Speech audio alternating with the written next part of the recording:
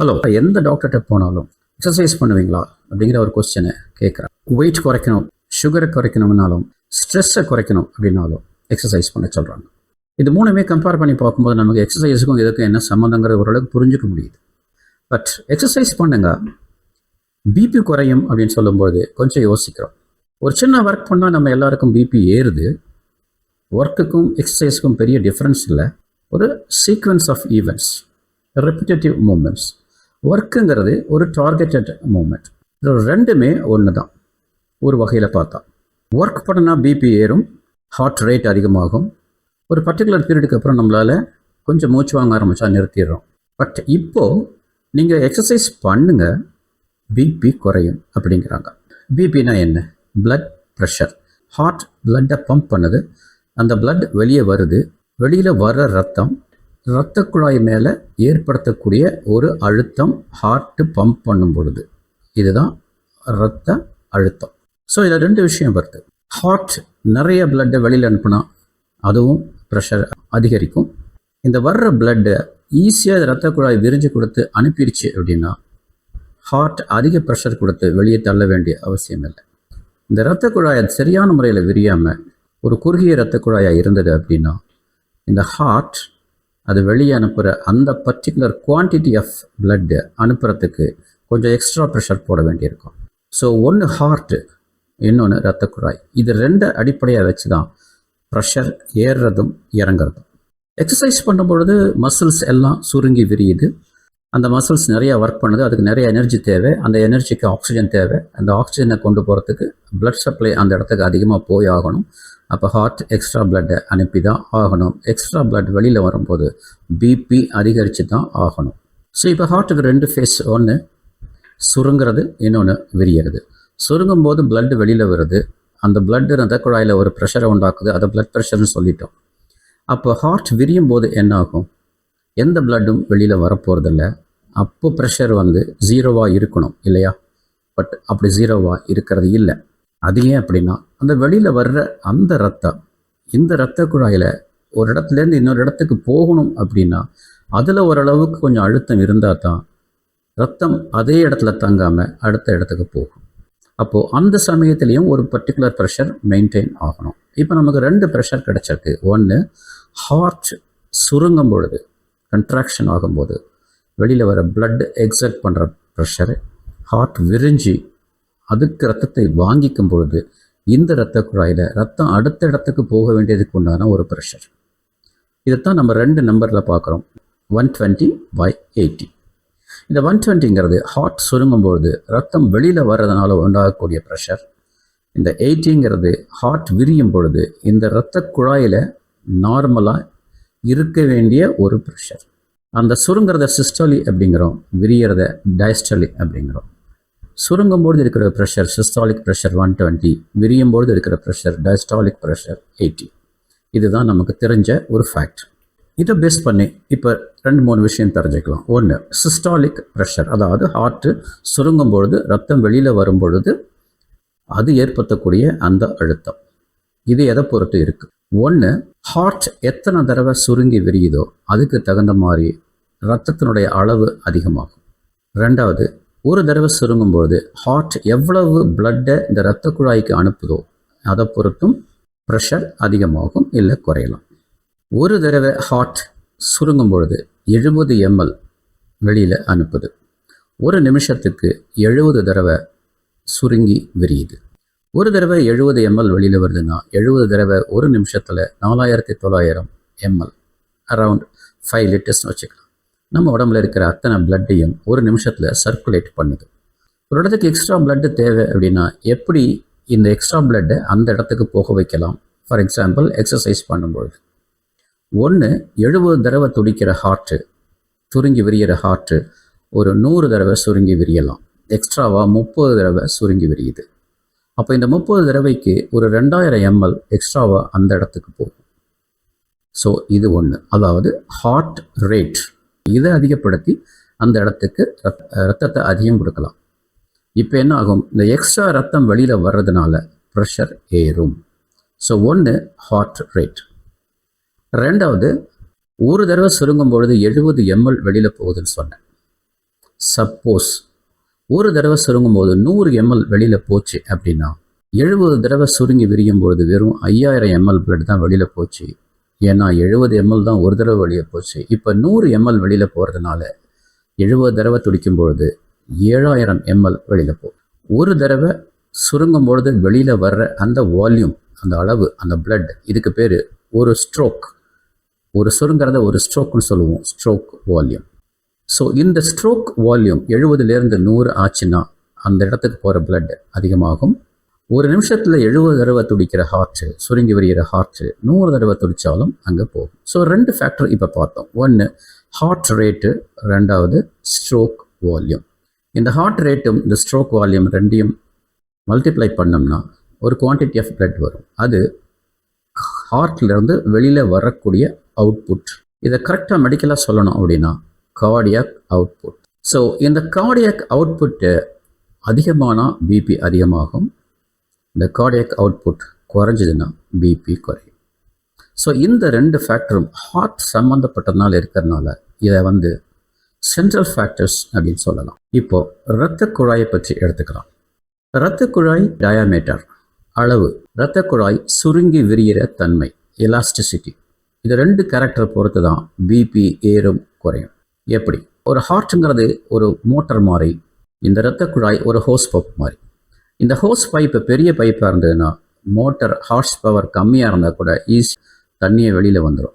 எப்பெல்லாம் இந்த hose பைப்பினுடைய diameter ரொம்ப மெலிசான ஹோஸ் பைப் இருக்க நம்ம மோட்டர்னுடைய பவரை அதிகப்படுத்திட்டே போகும். அதே கான்செப்ட் தான் இங்கேயும். எப்பெல்லாம் இரத்த குழாயினுடைய டயாமீட்டர் சின்ன இரத்த குழாயாக இருக்குது அப்படின்னா ஹார்ட்டு அந்த 70 ml வெளியில் தள்ளுறதுக்கு கொஞ்சம் எக்ஸ்ட்ரா ப்ரெஷர் கொடுத்து வெளியில் அனுப்பணும். இப்போ ப்ரெஷர் அதிகமாகும். அப்போ ஒரு ஃபேக்டர் இந்த diameter of the blood vessel, இரத்த குழாயினுடைய சைஸ்.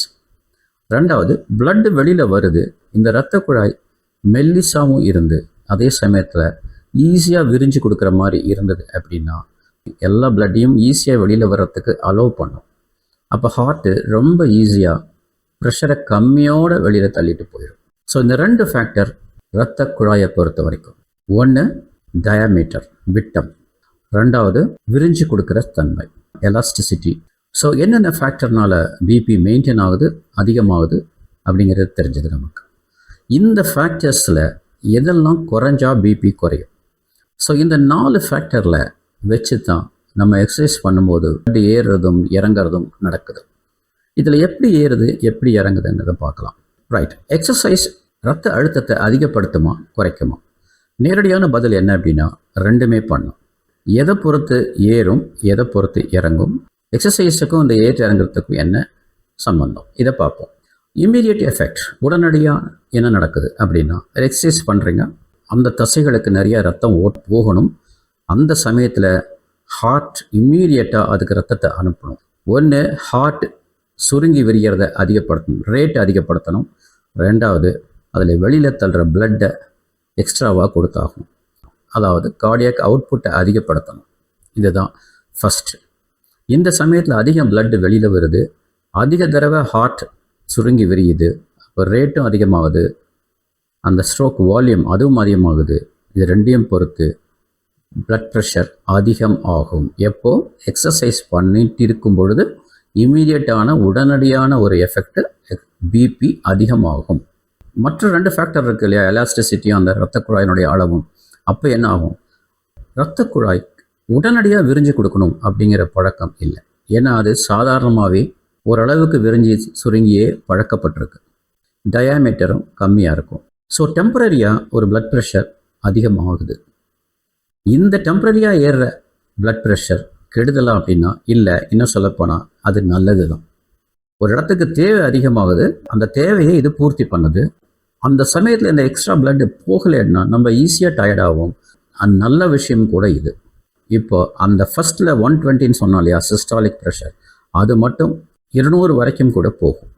பட் இந்த இரத்த குழாய் உடனடியாக பெருசாக விரிஞ்சு கொடுக்காததுனால, அதனுடைய எலாஸ்டிசிட்டியை மாற்றிக்க முடியாததுனால அந்த டயஸ்டாலிக் ப்ரெஷர், அந்த 80 அப்படிங்கிற அந்த நம்பர் பெருசாக வித்தியாசம் காட்டாது, ஓரளவுக்கு இறங்கும். லாஜிக் என்னென்னா இந்த மசில்ஸுக்கு ரத்தம் தேவை அப்படிங்கும்போது இந்த இரத்த குழாய்கள் விரிவடைய ட்ரை பண்ணும். அதனால் ஓரளவுக்கு இந்த டயஸ்டாலிக் அந்த ரெண்டாவது ப்ரெஷர் குறைய சான்சஸ் இருக்குது. ஸோ இது வரைக்கும் நம்ம பார்த்தது டியூரிங் எக்ஸசைஸ் பண்ணிட்டு இருக்கும்போது என்ன நடக்குது.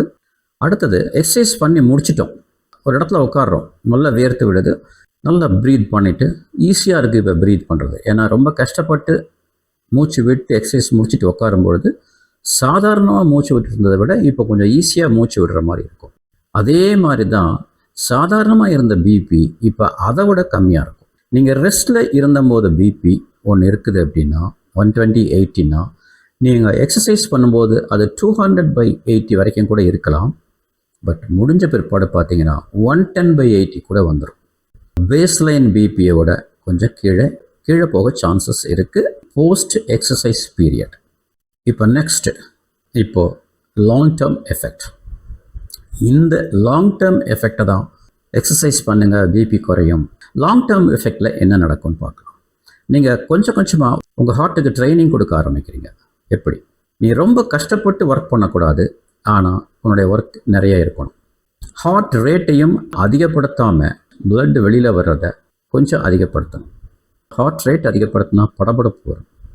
அந்த படபடப்பு வராமல் இருக்கணும், ஆனால் நிறைய பிளட்டு வெளியில் வரணும், எக்ஸ்ட்ரா பிளட்டு.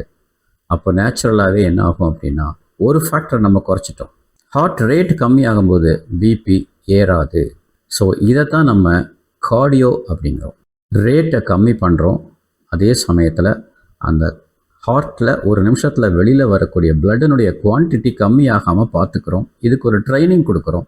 இதைத்தான் கார்டியோ எக்ஸசைஸ் அப்படின்னு சொல்கிறோம். ஸோ ரெகுலரான கன்சிஸ்டண்ட்டாக எக்ஸசைஸ் பண்ணும்போது என்ன ஆகுதுன்னா நம்ம ஹார்ட்டு இந்த எக்ஸ்ட்ரா ஒர்க்குக்கு அடாப்ட் ஆக ஆரம்பிக்குது. கஷ்டப்படாமல் பிளட்டை வெளியில் தள்ளுது. ரெண்டாவது, ரெஸ்டிங் ஹார்ட் ரேட் குறைய ஆரம்பிக்கும். எக்ஸசைஸ் பண்ணும்பொழுது இப்போ உங்களோட ஹார்ட் ரேட் நார்மலாக 70 இருக்குது அப்படின்னா ரெகுலராக எக்ஸசைஸ் பண்ணிகிட்டே இருக்கும்பொழுது உங்கள் ஹார்ட் ரேட் சும்மா இருக்கும்பொழுது 65 கூட வந்துடும். அப்போ நீங்கள் எக்ஸசைஸ் பண்ணும்பொழுது இந்த ஹார்ட் ரேட் ஏறும்பொழுது 70லேருந்து 100 போகிறது எப்படி, 65லேருந்து 80 போகிறது எப்படி. ஸோ கம்மியான ஹார்ட் ரேட் தான் அதிகமாகும், ஆனால் பெர்ஃபார்மன்ஸ் நல்லாயிருக்கும், அவுட்புட் நல்லாயிருக்கும், நிறைய பிளட்டு வெளியில் வரும். இதை தான் ஹார்ட்டு கொடுக்குற ட்ரைனிங் அப்படிங்கிறோம். Next elasticity. நம்ம எக்ஸ்ட்ராவாக பிளட்டு வெளியில் தள்ளி பழகும்பொழுது அது வெளியில் வரக்கூடிய அந்த பிளட்டை அக்காமடேட் பண்ணுறதுக்கு, ரிசீவ் பண்ணுறதுக்கு இந்த இரத்த குழாய் நல்லாவே சுருங்கி விரிய ஆரம்பிக்குது. கொஞ்சம் கொஞ்சமாக நம்ம அதுக்கு லோடை கொடுக்க இந்த இரத்த குழாய் நல்லாவே விரிய ஆரம்பிக்குது. நம்ம ரொம்ப நாளாக யூஸ் பண்ணாத ஒரு ஹோஸ் பைப் டைட்டாக இருக்கும், ரிஜிடாக இருக்கும், அதில் நம்ம எக்ஸ்ட்ராவாக தண்ணி வெளியில் போகணும் அப்படின்னா அந்த ஹோஸ் பைப் விரிஞ்சு கொடுக்காது. அதே கான்செப்ட் தான் இங்கேயும். ரெகுலராக நம்ம எக்ஸ்ட்ரா பிளட்டை கொடுக்க இந்த ஹோஸ் பைப்புக்கு ஈக்குவலான இந்த இரத்த குழாய் நல்லாவே விரிய ஆரம்பிக்கும். இப்போ அதனுடைய டயாமீட்டர் அதிகமாகும். அப்போ நிறைய பிளட் அதை ரிசீவ் பண்ண ஆரம்பிக்கும். அப்போ ஹார்ட்டு ரொம்ப கஷ்டப்படாமல் பிளட்டை வெளியில் ஆரம்பிக்கும். அந்த இரத்த குழாயினுடைய அளவு டயாமீட்டர் 1, ரெண்டாவது எலாஸ்டிசிட்டி. இது ரெண்டை பொறுத்தும் டயஸ்டாலிக் ப்ரெஷர் குறைய ஆரம்பிக்குது இப்போ.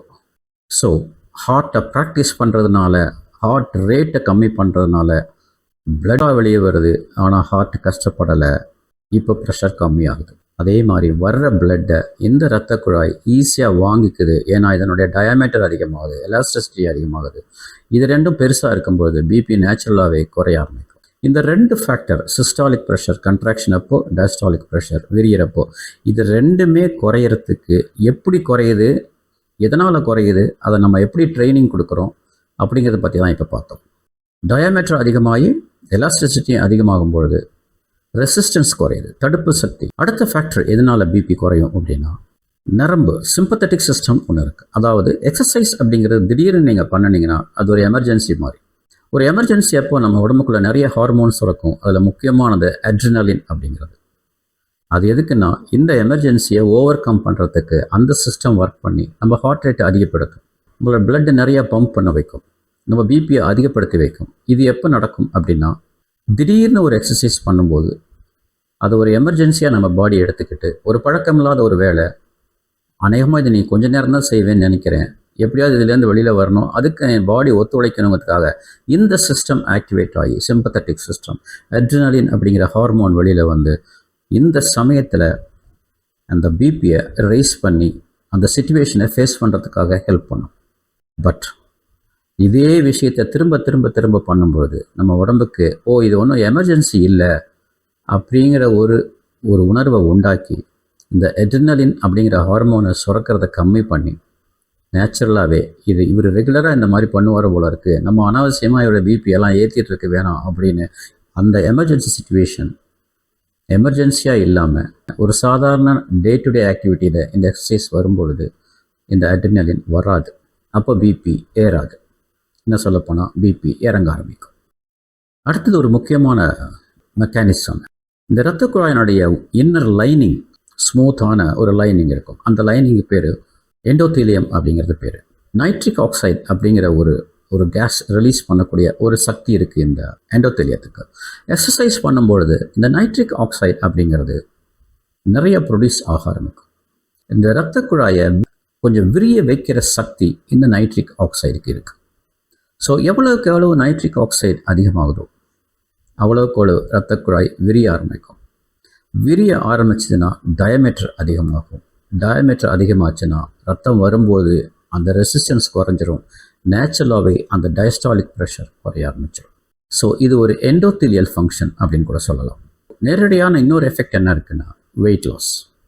வெயிட்டை குறைக்குது.